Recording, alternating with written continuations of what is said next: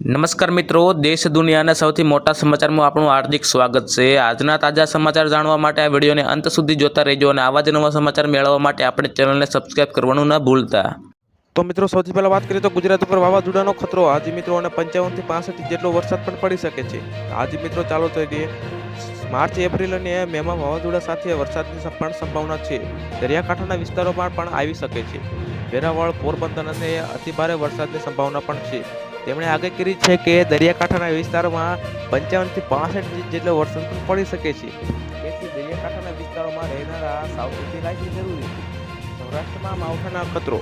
આજે મિત્રો તેમણે આ ઉપરાંત જણાવ્યું હતું કે ચાલુ વર્ષે વેપારીઓની ટ્રેન્ડ છે અને માટે મંદી રહી છે, જ્યારે ખેડૂતો માટે સારા આ વર્ષની સંભાવના છે।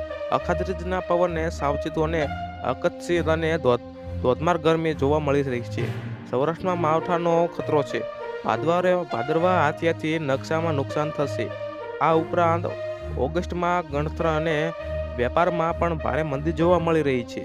આ ઉપરાંત સરહદ ઉપર યુદ્ધના ભણકારા વાગે છે। ખેડૂતોને આને માટે આ વર્ષની મિશ્રની ફળયાદો પણ રહેશે। તો મિત્રો બીજી તરફ વાત કરીએ તો યુદ્ધના અચાનક નવા જૂની।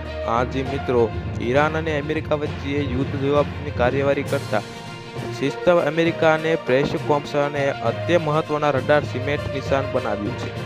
આ રડારના કિંમતો આશરે $1.1 બિલિયન, લગભગ 90 કરોડથી રૂપિયા અને સેટેલાઇટ ઇમેજ દર્શાવે છે। આ હુમલા રડારને ભારે નુકસાન પણ થયું છે। મધ્ય પૂર્વ અને અમેરિકા સૌથી મોટું વ્યૂહાત્મક રીતે સૌથી મહત્વનું રડાર હતું।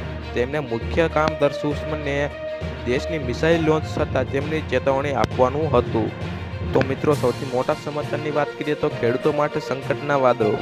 આજે મિત્રો પશ્ચિમ એશિયા વધી રહેલા તણાવ હવે માત્ર તેલના કૂવા પૂરતો સીમિત નથી રહ્યો, પરંતુ તેની માઠી અસર ભારતીય ખેડૂતોને ખેતર પહોંચવાની આશક છે। ભારત પેટ્રોલિયમ જેમ ખેતી માટે જરૂરી એવા ખાતર માટે પણ મોટા ભાગનો ખાડી દેશ ઉપર નિર્ભર છે। જો આ જંગ લાંબો સમય ચાલશે તો ભારતને આયાત નિકાસ મોરચે અને પડકારો ઊભો થશે, જેની સીધી અસર સામાન્ય માણસની ખિસ્સા અને દેશની કૃષિ પર પડશે। ખાતરથી અછત અને ખાતરનો માટે સૌથી મોટી ચિંતા યુરિયા અને ફોસ્ફેટ અને જેવા ખાતરો કાચા માલની ભારત પોતાની જરૂરિયાતનું આશરે 46% જેટલું ખાતર સામાનથી માગે છે।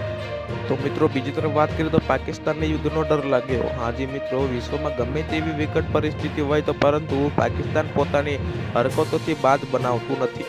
તેમનું તાજું ઉદાહરણ મંગળવારે જોવા મળી રહ્યું, જ્યારે પાકિસ્તાનના સંરક્ષણ મંત્રી ખવાજાને આફીસે મધ્યમાં પૂર્વ ચાલી રહેલી તે યુદ્ધમાં કારણે વગર ભારતનું નામ પણ ખેંચ્યું હતું। આફીસે કહ્યું હતું કે ઈરાનને આસાન બદલા લઈ શકે તે તો ભારત અને અફઘાનિસ્તાન સાથે પાકિસ્તાની પ્રયત્નિત દુશ્મનાવટ અને તેમનો સત્ય સિગ્નલ પોઈન્ટ એજન્ડા હશે।